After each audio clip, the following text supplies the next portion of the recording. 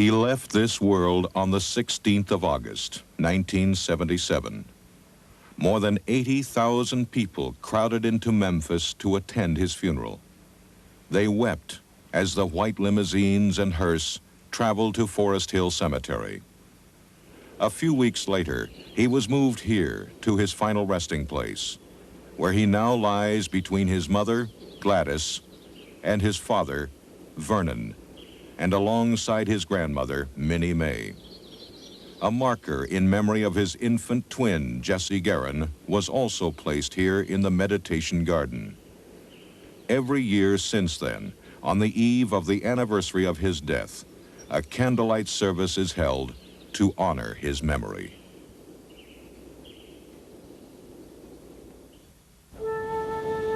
Over the years, thousands upon thousands of people from all walks of life, from all 50 states, and almost every foreign country have stood at these gates for hours and days at a time, hoping to catch a glimpse of the man who lived within these walls. They felt a strong kinship with him, a sense of pride in his accomplishments, and a delight that he was able to enjoy the fruits of his labor to such an extent. They also took pleasure in the fact that he represented the American dream, and that it was still very real and possible to attain. He gave them that, and he gave them a great deal more.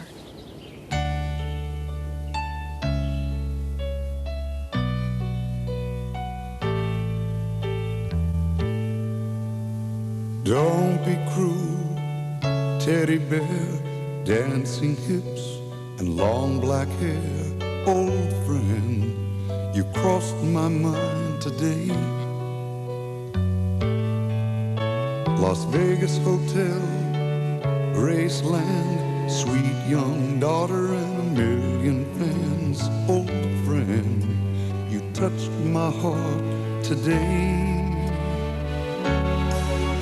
If I listen real close in the still of the night, I can hear your voice saying you're alright.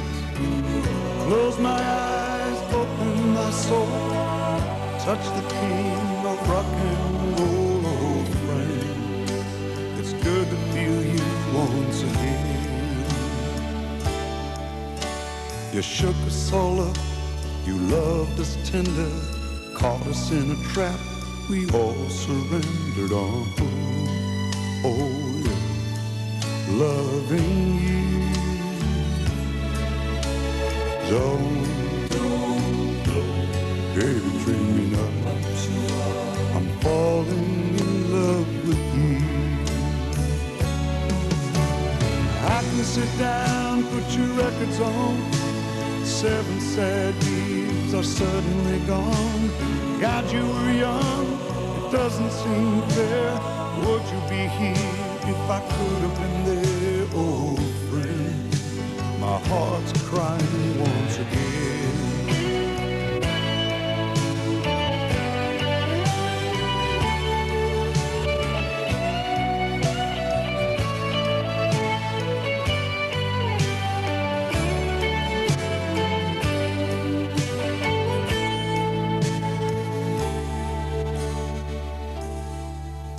Trapped here on earth, your mother's free.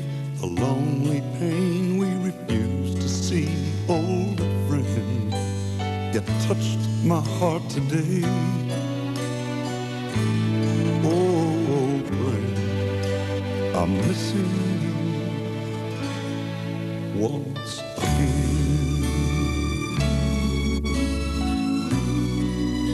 I'm missing you once again. Hello, I'm Priscilla Presley, and I'm very aware of what Graceland has come to mean to so many people throughout the world. It's a tangible link to the man that they loved and admired through the years. And as an executive of his estate, it was my feeling that Graceland should be open to the public so they could share in his accomplishments and have a clearer understanding of not only the legend, but of the man himself. As you travel this road leading to the main house, there is very little to indicate that this was the home of a poor country boy from Tupelo, Mississippi, who, with remarkable instincts and a God-given ability, was able to define a whole new era of American music. This is Graceland. Since 1957, the home of Elvis Aaron Presley. Although it has become a symbol, a museum, and to some people, a shrine, it is still first and foremost the place where Elvis lived, laughed, and shared good times with his friends and family. In other words, it was a home, in the best and truest sense of the word. I'm happy you can join us now as we make our own private tour of Graceland. And I'm pleased to be able to act as your host for this hour and contribute some insights into the life and career of this living legend named Elvis Presley. We're in the main hallway, the first thing that you see when you enter the front door. This and everything else in the house has been restored to its original condition wherever possible. This is the decor and the furnishings that were used 18 of the 20 years that he lived here. Elvis bought Graceland in 1957, just a few short years after his career began to skyrocket on a national basis. Now, can you imagine the sense of gratification he felt? This young man in his early 20s, who'd been laughed at and scorned for his musical tastes and ambitions, to be able to sit down and write a check for $100,000 cash and purchase his southern mansion. It wasn't only the fact that he now owned a large house and nearly 14 acres of land that pleased Elvis so much. It was also nice to know he had purchased a piece of history, a property that had been in the previous owner's family for generations. You might say it gave him instant respectability. Elvis bought Graceland from a woman named Mrs. Moore. The estate was named after Mrs. Moore's great-aunt, Grace. And during the 20 years that Elvis called this home, he made many improvements, some of which you'll see as we travel through the house and grounds. In order to really comprehend what this house meant to Elvis and to me when I lived here, I think it's important to put it all into some kind of perspective. Elvis was born in Tupelo, Mississippi, in a 30 by 15-foot shack. Elvis's mother, Gladys, had the normal aspirations for her son, that he should grow up healthy and eventually have a steady, well-paying job with the possibility of a pension at the end of the road. It was a good, solid middle-class dream, and never went so far afield as to include the possibility of his ever becoming an entertainer, let alone the most legendary star in the history of entertainment. I read comic books and I was the hero of the comic book. I saw movies and I was the hero in the movie. So every dream that I ever dreamed has come true 100 times. In the early years, Elvis didn't harbor any great ambitions for himself. He thought perhaps of becoming a mechanic, as he liked to work with his hands.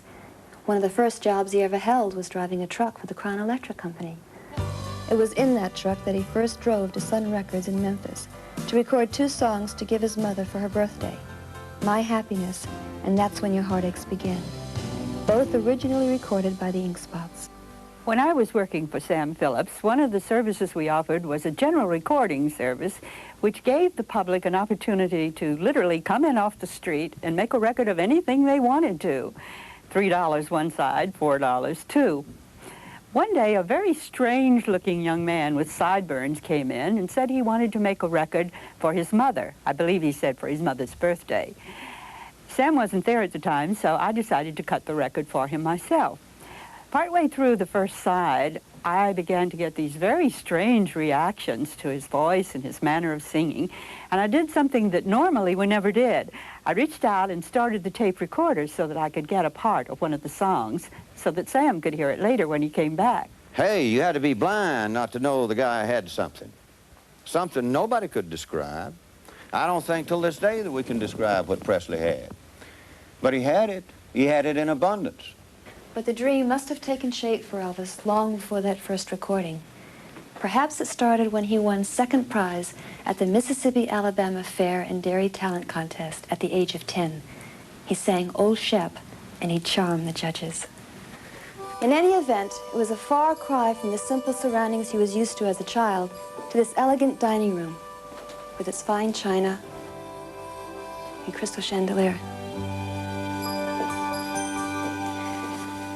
The setting was obviously different. But what about Elvis himself? Well, oddly enough, he really hadn't changed that much. He still enjoyed the companionship of his family and friends at dinner time, and it wasn't uncommon for 10 to 12 of them to be around this table when dinner was served, and that was usually around 9 or 10 in the evening. My clearest memories are of this room around Christmas time. There was always a very large tree set up in front of the window over there, and everybody would help decorate it. Well, I take that back. Almost everybody. Elvis would usually prefer to supervise rather than actually participate. And when it got close to midnight on Christmas Eve, we'd all gather around the tree and we'd exchange our gifts. Elvis was always home for Christmas. The decorations would start going up around Thanksgiving and then remain up through his birthday on January the 8th. One time, when Elvis was in California, he noticed the extravagant way that some people decorated their property for the holidays. He was particularly impressed with one estate where the driveway was illuminated from street to front door with an elaborate display of blue lights. He called his father, Vernon, in Memphis. He described the look, and he told him to arrange the same setup for Graceland in time for his return. Well, Vernon said the way that he described it, it could easily be mistaken for the lights on an airport runway, and they'd be darn lucky if a plane didn't land right in the front lawn.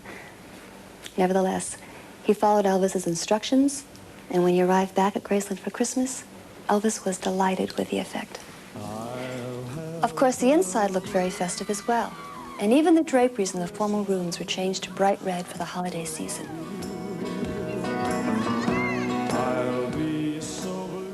You know, Elvis had remarkable hearing, and once before Christmas, he overheard the guys speculating about the size of their customary Christmas bonuses. As a joke on Christmas Eve, he presented them each with envelopes containing $5 gift certificates to McDonald's. I opened my little envelope, and I couldn't believe what I was seeing, because this is the first time this had ever happened with Elvis. And I sort of did a double take, and I looked at him, and he looked at me, and I kind of froze. And I waited for his reaction. He just broke out laughing and slapped me on the shoulder, and I hugged him. And we just sort of rolled around for a few seconds. Elvis he just had a tremendous sense of humor. I wish people could have seen that side of him. It was a Merry Christmas, after all. People who knew Elvis as a child are quick to point out that his generous nature was not as a result of his newfound wealth and success. They can all remember stories of him when he was young and had very few toys, sharing whatever he did have with the other children who had even less than he. Giving just seemed to be a natural part of his nature. Christmas time only comes once a year, but it's one of the toughest times for all the guys around Elvis. This is the time of year we have to buy Elvis a Christmas present. And he is so hard to buy for, because anytime he wants something, he just go out and buy it. So every time we could think of something, he already have it. So it's really tough for us at Christmas time. The gifts that gave him the most pleasure were not necessarily expensive items, but were things that required thought and work on the part of the giver. Homemade items or little poems were especially meaningful to him, and he kept them for years and years. In 1971, I was visiting with Elvis and his family. As I started to leave, Elvis escorted me to the foyer. As we were standing there talking, Lisa came through pushing her baby buggy. I turned to Elvis and remarked, "Elvis, she will soon be 4 years old. What do you plan to give her for her 4th birthday?" With a wide sweep of his hands, he said, "You know, all of this is but for a day." And we talked about home and roots and his childhood and about leaving Tupelo with a small trunk and all their worldly belongings. And he said, "Miss McComb, I would like for her to remember and be remembered the lady for which she will be and not for what she's acquired." I said, in other words, we talked of the values of life, and he said, "Could you write for me a poem to give her that would make her know these values?" And I said, "Elvis, in other words, you want me to write a priceless gift?" And he said, "Yes." I wrote the poem, and when I brought it to him, he grabbed it with both arms, and after he read it, he bounded up the stairs. He came back down, and he was crying, and he took my copy, and he wrote on it, "This is just beautiful, Elvis Presley." And he looked, and the tears had smeared my copy, and with his elbow, he started to wipe them away, remarking, "Miss McComb, I've ruined your copy." And I said, "No, Elvis, someday those teardrops will be priceless." New Year's was another big holiday celebration at Graceland. Elvis used to buy over $2,000 worth of fireworks to set off at midnight. We used to have fireworks battles at Graceland around the holidays. Elvis would buy a tremendous amount of fireworks, and we would divide up in 2 teams. We'd put on leather jackets and helmets and goggles, and we'd take these Roman candles and fire them at each other. And each team had their supply of fireworks, their ammunition, if you will, right behind the team area. And something happened one night, and a Roman candle went astray and went right into our supply of fireworks. And you'd have thought an atom bomb or something had gone off. It just exploded, and the sight was just breathtaking. It was beautiful, all these fireworks going up. And I said, Elvis, isn't that great looking? And he said, it ought to be, GK. It cost me $2,000.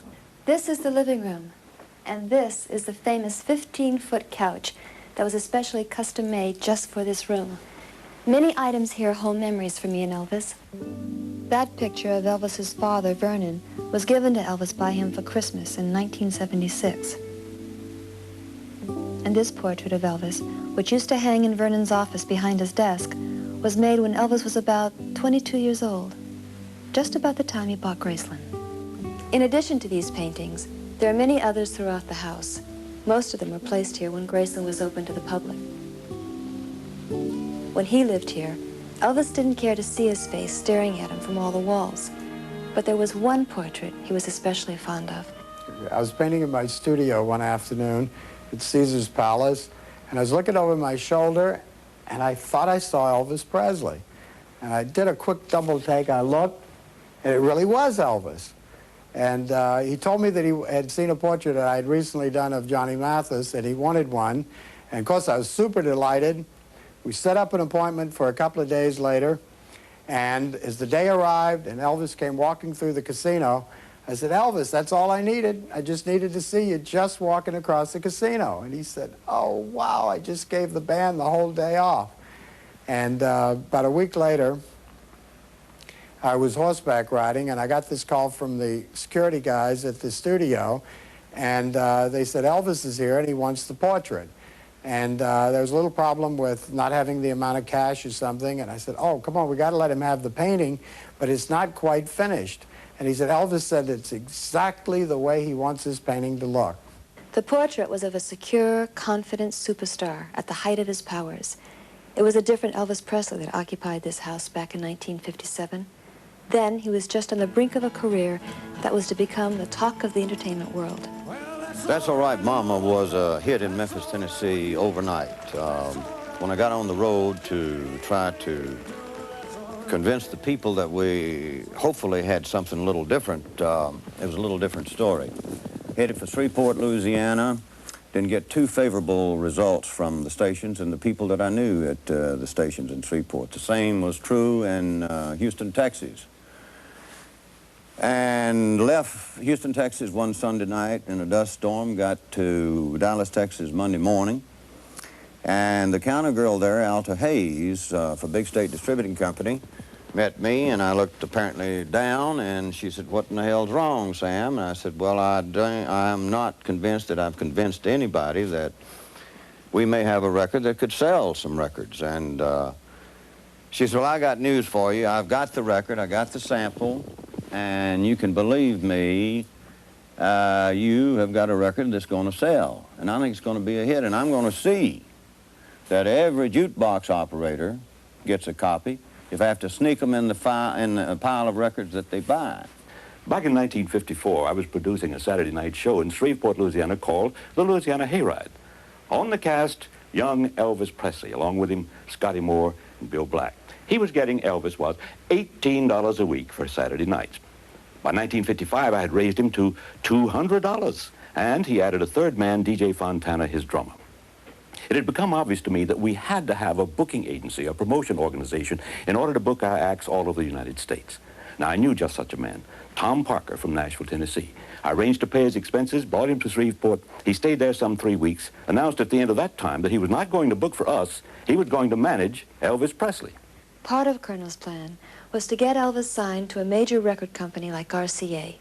But he knew of Elvis's loyalty to Sam Phillips, the owner of Sun Records. At that time, I'd had 5 releases on Sun Records by Elvis, and the rumors were spreading that the contract of Elvis was for sale from Sun Records. I wanted to find out the source of it. I had suspected that it was Tom Parker that was spreading those rumors. I called Tom Parker at the Warwick Hotel in New York. I said, Tom, are you spreading the rumors that Elvis Presley's contract is for sale? He denied the fact that he had said anything about it or knew anything about it. In the course of that conversation, he said, "Is this contract for sale?" I said, "Well, maybe anything is for sale, Tom, but I want to put a stop to these rumors.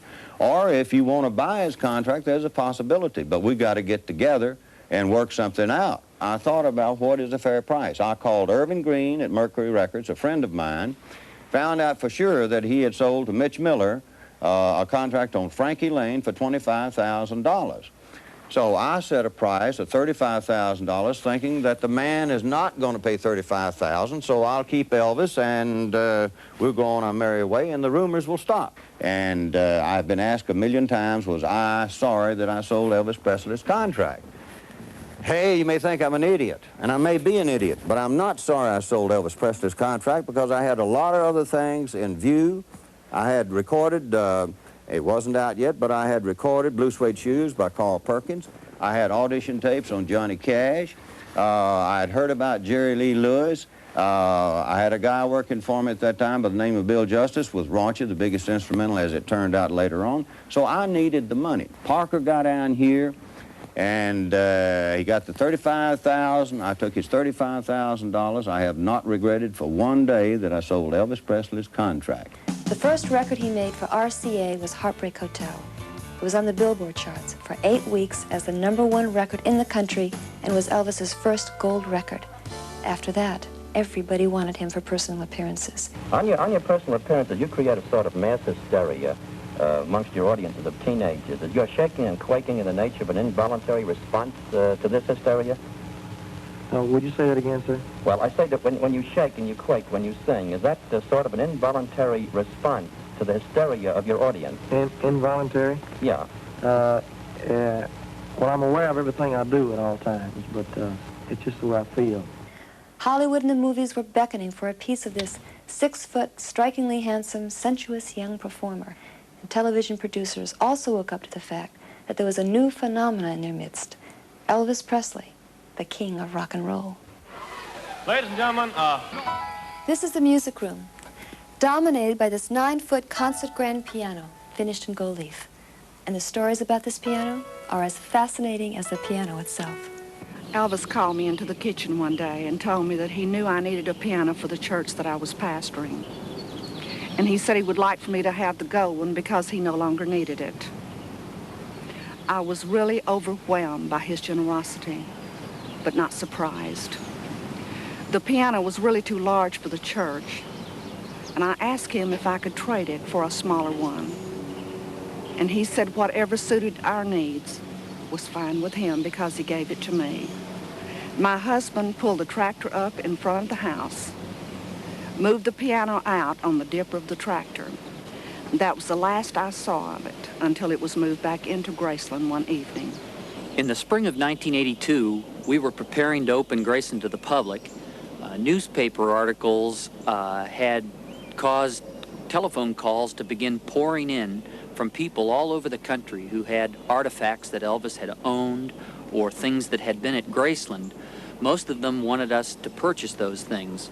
We even had a call from a woman who wanted to know if we were interested in buying x-rays of Elvis's teeth. So amongst all those calls one day, a gentleman here in Memphis called and told us that he had the gold piano that had been at Graceland. I was amazed and told him that we had no way of purchasing the piano from him because we knew it was quite valuable. He surprised us by saying that he would be willing to put it on permanent loan at Graceland, and he brought it out to Graceland, and it sits today in the music room. Elvis used to love to sit at the piano and pick out tunes, especially gospel and sacred music. He also loved to be surrounded by people who sang with a feeling and a sense of spontaneity. And although Elvis has been called the king of rock and roll and has made tremendous contributions to pop and country music, it's interesting to note that the only Grammy Awards he ever won were for his albums of sacred music. Now we're going to go to the TV room, which is located in the basement. When Elvis first bought Graceland, these were just bare rooms. He decided he wanted an informal place to watch television, listen to records, and bring people over to party. In this room, he could do all three. He loved television, especially live sports events and sitcoms. Some of his favorites were I Love Lucy, Carol Burnett, and The Dick Van Dyke Show. There are at least 14 sets in the different rooms here at Graceland. The idea of the 3 TV sets in a row he got from Lyndon Johnson. When Johnson was president, he liked to watch all 3 network news programs at the same time. Elvis liked to do the same thing with football games. He kept most of his record collection down here. As you go through these stacks of records, it's apparent that he had a wide range of taste in music. There are all kinds here, from gospel, rhythm and blues, country, pop, bluegrass, classical, and even opera. The rest of the collection was located in private bedrooms upstairs, along with cassettes of his favorite films, his books, and an organ. Because of the personal nature of the upstairs rooms, it was decided with the opening of Graceland as a museum to keep those rooms sealed from the general public, and we continue to honor that wish for this tour as well. This jukebox holds 100 records, and it was wired so you could hear it in all the rooms of the house. Elvis could show movies down here, and this bar soda fountain was the focal point to lots of parties. In the early 70s, Elvis and I were flying back from Los Angeles to Memphis, and he started talking about his desire to have some sort of logo or symbol to represent his philosophy of life and business. We took out a pad and started sketching a design. By the time we landed, we had it completed. It was the 3 letters TCB, which stood for Taking Care of Business, and a lightning bolt, which stood for In a Flash. It was first made into a necklace, and then Elvis had some made up with the letters TLC for the ladies, meaning tender, loving care. But the TCB with a lightning bolt became his signature, and he placed it on many items, from this ring to the tail end of the Lisa Marie. Elvis's private plane had many wonderful stories connected to it.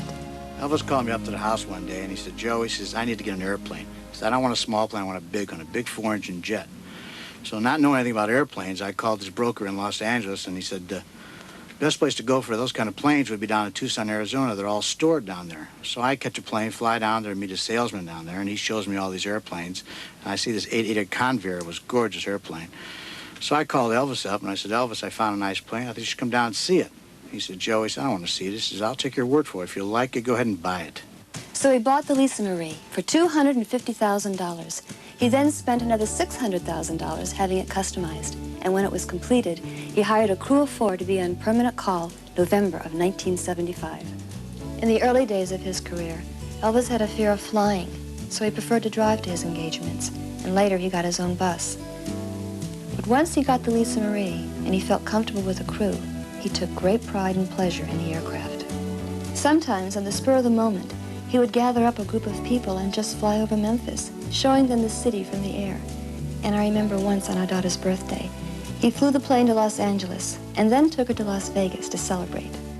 Although the aircraft served an important function enabling him to fly over 3,000 miles at a time without refueling, it was also an expensive toy to him, and he enjoyed that aspect of it probably more than the practical side.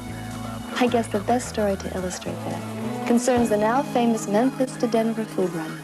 One night, late, about 1 o'clock in the morning, when I got a call from the mansion asking me if we could get the aircraft ready to leave for Denver within an hour. And of course, I got the crew ready, filed a flight plan, and in about an hour and a half, the people came out to the aircraft with Elvis, and we were on our way to Denver.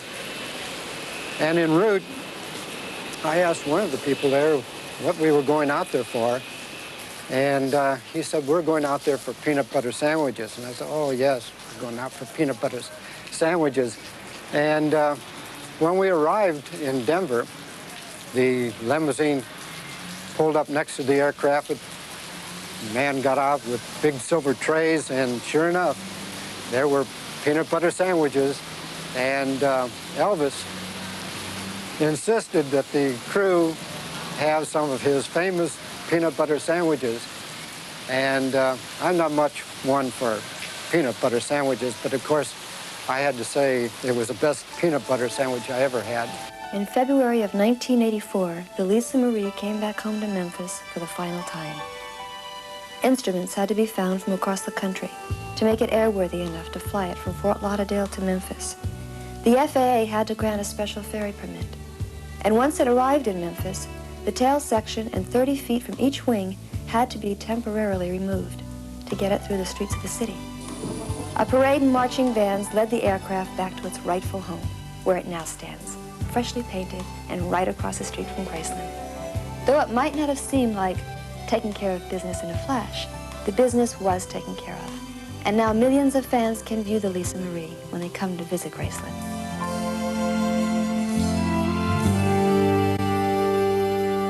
Oh, you should have been here a few minutes ago. I just made 6 balls in one shot. Well, as you can see, we're down in the pool room. Some people love it, some people hate it. Elvis loved it. Oh, by the way, I didn't make the tear in that felt over there. That was one of Elvis's friends trying to make a trick shot. Obviously, he missed. Elvis bought this table in 1957, just shortly after he bought Graceland. He loved the game, and like everything else he put his mind to, he was good at it. The room is decorated with 750 yards of fabric. Shooting pool was only one of the ways that Elvis let off steam. He also had other means of relaxing and diverting attention away from work. Sometimes he would rent the local movie theater to show films to family and friends. Patton was one of his favorites. Also the Monty Python films and anything with Peter Sellers. The films he liked, he would show over and over again, often reciting all the dialogue with the actors. Elvis loved movies, but he couldn't go to the movie theater just like any ordinary person. It caused a mob scene. So we started renting a movie theater in the evenings. And we'd go to a film exchange, get 3 or 4 first-run movies. He would never let us get one of his movies because he hated to see himself on screen. And we'd sit there and watch these movies, but Elvis, if he didn't like a movie, the good thing about him having control, he could just turn it off and start another one. Other times, he would rent out the skating rink or the local amusement park called Libertyland. Once he rode the Pippin roller coaster for 2.5 hours straight. He was so crazy about the bumper car ride that he seriously talked about bringing the whole ride to Graceland.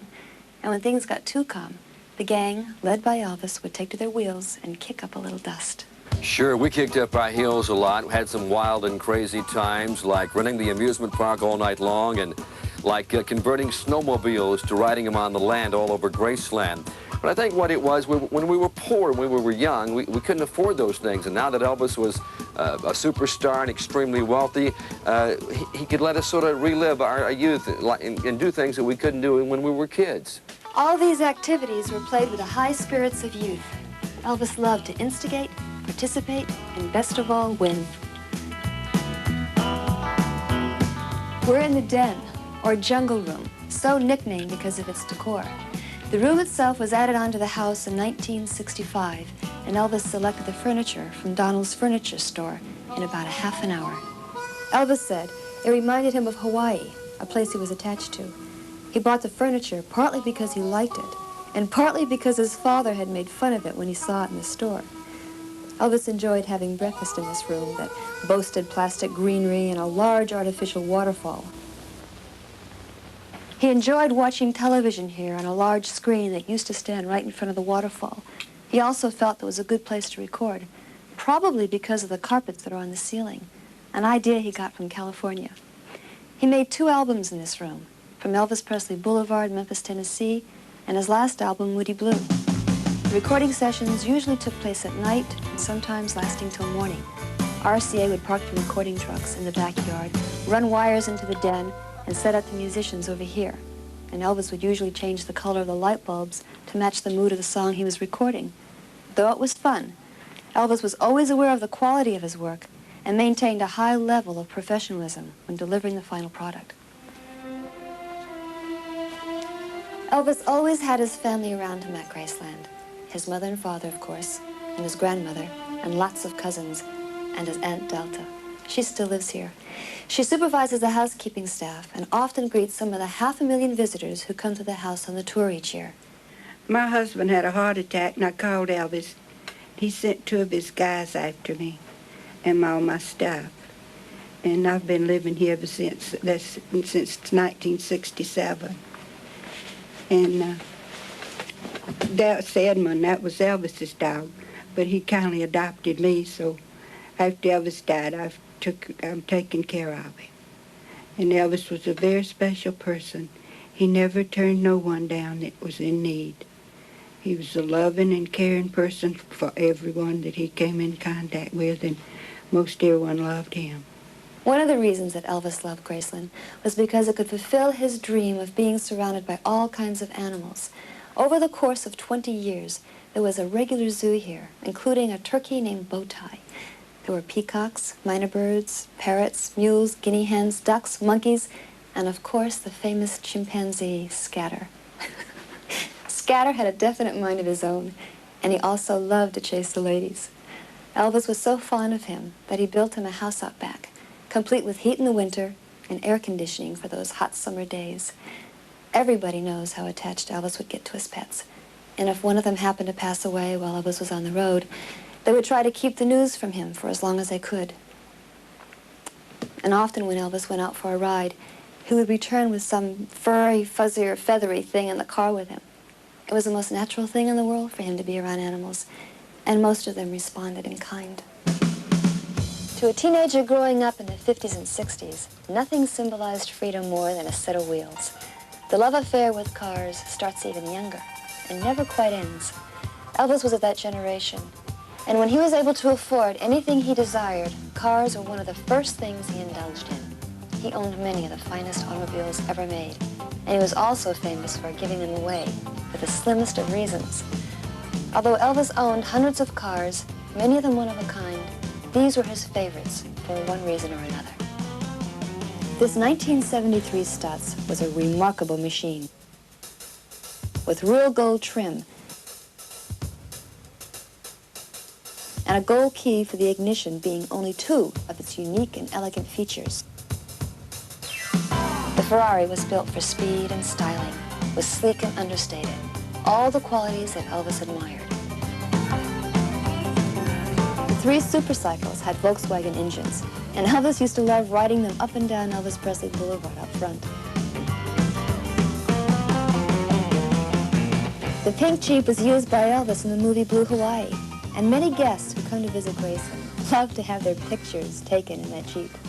And of course, one of the most famous cars associated with Elvis is the pink Cadillac he gave to his mother. Although it was true she never drove it, and as a matter of fact, never even had a driver's license, the car was a very important symbol to Elvis. It showed how much he cared for his mother, how he was able to give her the best things in life, and that he wanted to repay in his way all the love and care that she had showered on him from the beginning. Though Elvis was extremely generous, he also enjoyed making a good deal. And once when he ordered a fleet of cars from a local dealer, he found that he wasn't given a discount of any kind and canceled the order, and he took his business elsewhere. This building, which is not on the regular tour and has never been open to the public, was used by a full-time staff of people hired to respond to the tremendous amount of fan mail that Elvis received from all over the world. Many of the items that were received, such as his photo album, scrapbooks, portraits, teddy bears, fan mail, scarves, t-shirts, were all sent here to be acknowledged and stored for Elvis. Most were given by him to children's hospitals and orphanages, perhaps more than any other entertainer. Elvis felt a powerful bond with his fans throughout the world. He knew they were responsible for his continuing success, that they were loyal and supportive throughout his entire career, and that they took great pleasure in his triumphs and stature in the world. They would overwhelm him with letters and gifts and signs of their devotion, and whenever possible, he would come to the gates of Graceland and talk to the ones who would gather there. The fans, as a rule, would respect his right to privacy, but since they felt such a kinship with him, some of them would treat his home and his life as if it were their own. Once when Elvis heard a splashing noise coming from the pool area, and when he went out to investigate, he found a girl swimming around in his pool. Rather than becoming angry at this invasion of his privacy, he just warned the fan to be careful, and he left her there to continue her swim. One of the things that Elvis and I shared in common was a love of horses. He took great pride in this area of Graceland and was in complete charge of organizing the barn and stable. All instructions for care and feeding of the horses and the maintenance of the tack and other riding equipment came directly from him. When Elvis purchased a farm in Mississippi, he felt every one of the gang should have his own horse. So he went out and got 17 of them. Of course, a horse is no good without a saddle. So he got 17 of those.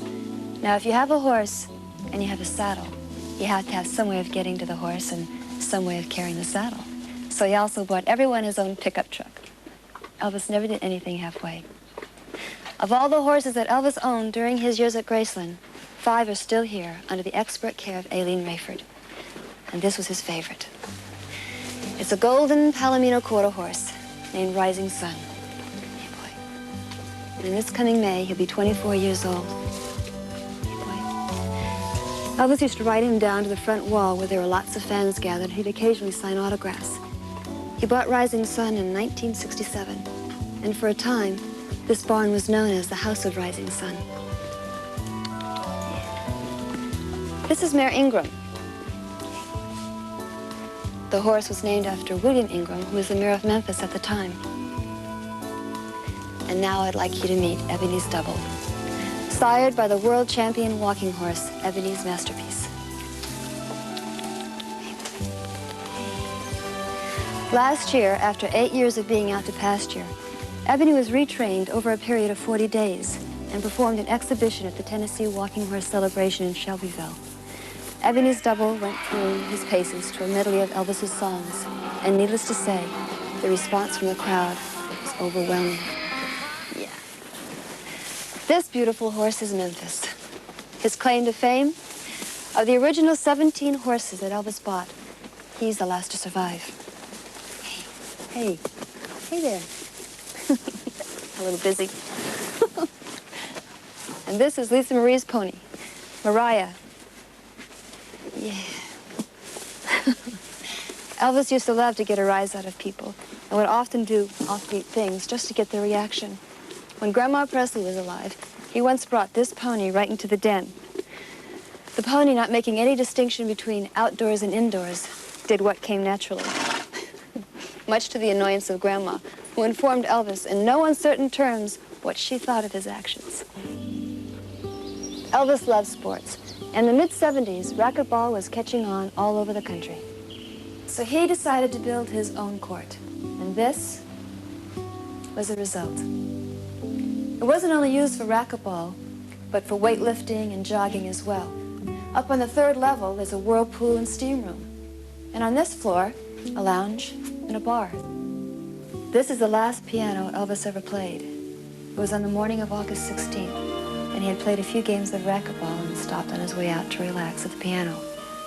He played Unchained Melody and Blue Eyes Crying in the Rain, and then headed back to the house. The racquetball court itself was constructed in 1975 and provided Elvis with countless hours of pleasure and wholesome head-to-head competition. He was even toying with the idea of opening a chain of franchise racquetball courts all across the country, but never had the chance to put his plan into action. Though the outside of the building has remained basically the same, the room where the racquetball court was located has been converted into a theater, where millions of fans can come and see a short film of his phenomenal career. We're fortunate to have this legacy for generations to share, who never saw Elvis in person, and for those who want to rekindle the fond memories that they still hold. I would like to welcome you to All the talk in the world will not come close to giving you the feeling of just how great an entertainer Elvis was. And it's equally true that there is no possible way to measure his position in the world of music without turning to this building right here. It was originally a large patio that housed one of Elvis's hobbies, a slot car racing track. Elvis and I were married in Las Vegas, but we had a second reception here in 1967. And then it was enclosed and used as a trophy room and a storage area.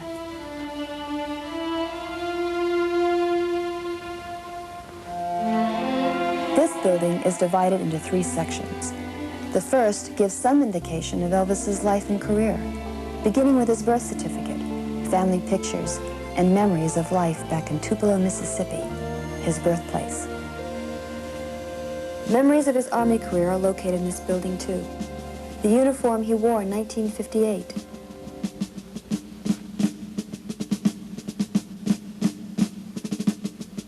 stacks of petitions from fans trying to persuade the government not to draft Elvis.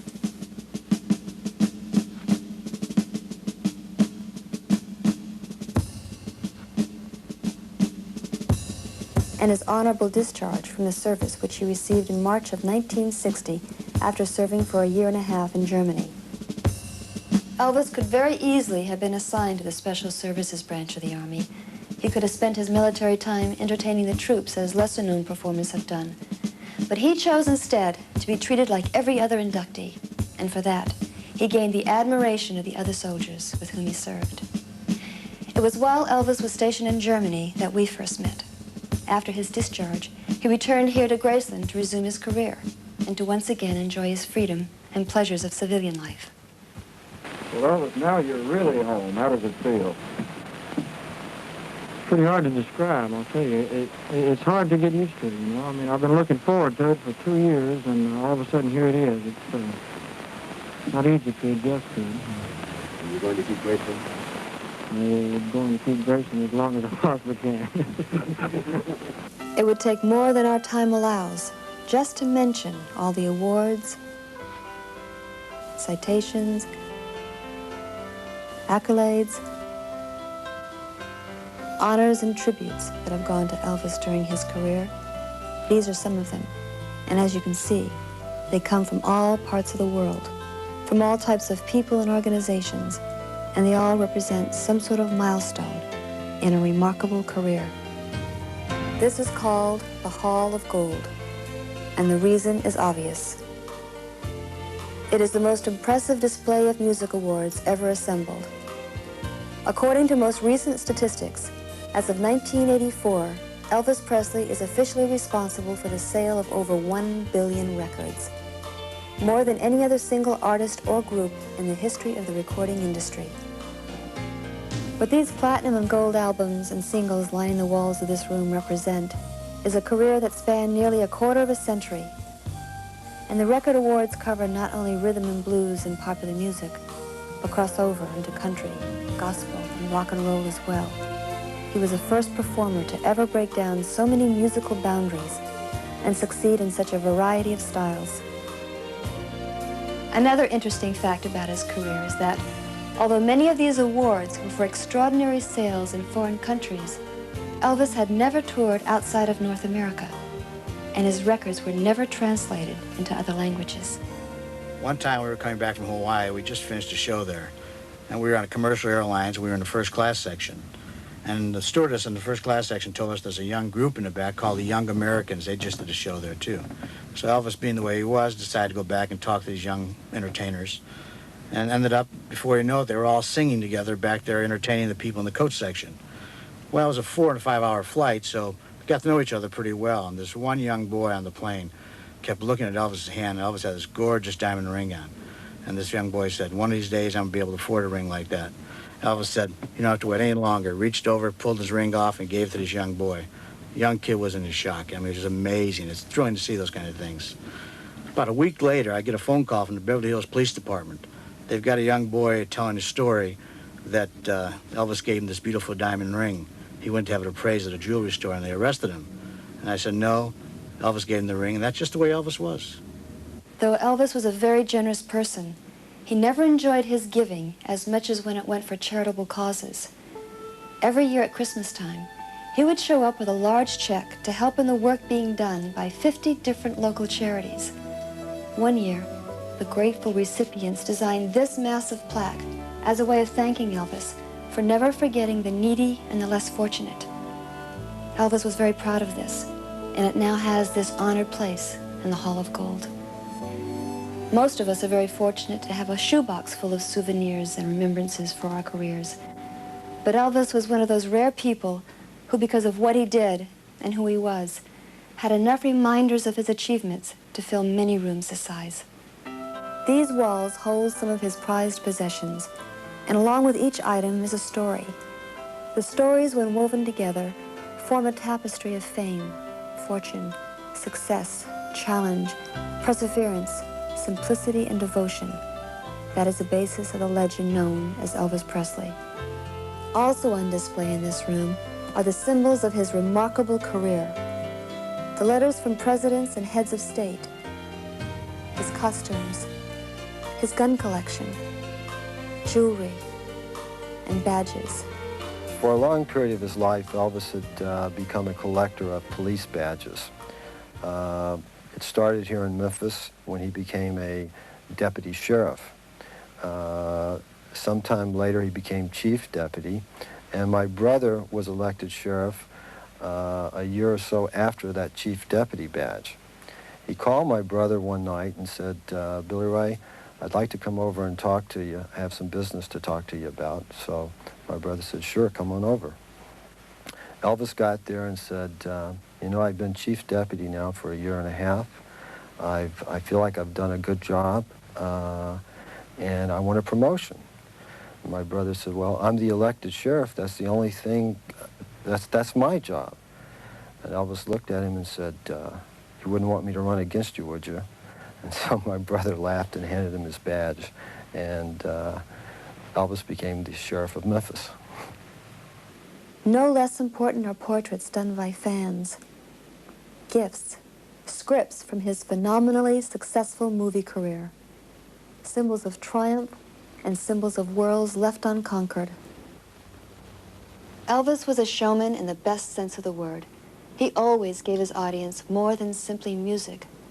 Part of the overall effect of an Elvis Presley performance was due to the very theatrical costumes he had designed for each outing.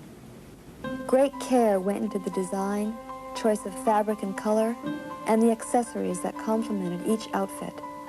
Bill Ballou was Elvis's designer, beginning with a 1968 comeback television special.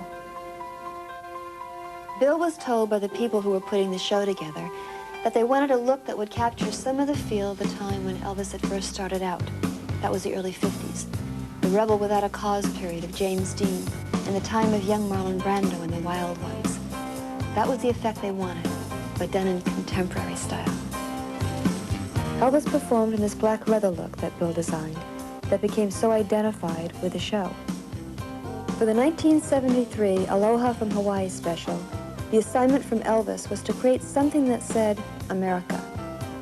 Outside of the flag, the first thing that came to Bill's mind was the American eagle, and he designed the spectacular cape.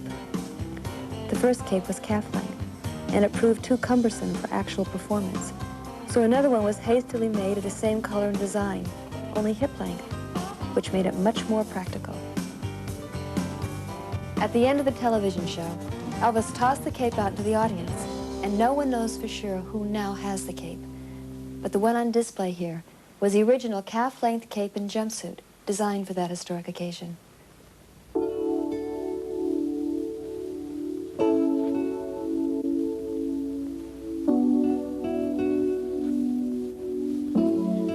The trunks were packed for the start of another tour, one that would have brought even more recognition and reinforced the love and devotion with which he was bound to his many fans. He was the king of rock and roll. But more than that, he was a very special human being who touched our lives, our consciousness, as few men have ever done. There's no doubt that we all miss Elvis. All the charm, the talent, the magic, the indefinable gift that made him such an important part of our lives. But we are very grateful for all the memories he's left us. Thank you for sharing some of them with me tonight.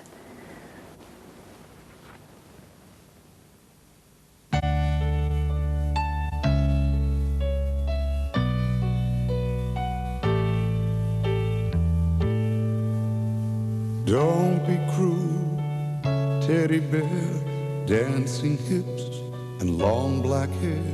Old friend, you crossed my mind today. Las Vegas Hotel, Graceland, sweet young daughter and a million fans. Old friend, you touched my heart today. If I listen real close in the still of the night, I can hear your voice saying you're alright. Close my eyes, open my soul, touch the king of rock and roll.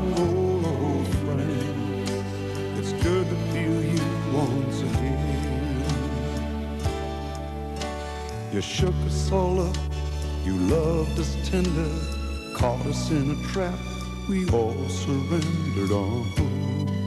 Oh yeah, loving you. Don't, baby, treat me nice. I'm falling in love with you. I can sit down, put your records on. 7 sad years are suddenly gone. God, you were young, it doesn't seem fair. Would you be here if I could have been there? Oh, friend, my heart's crying once again.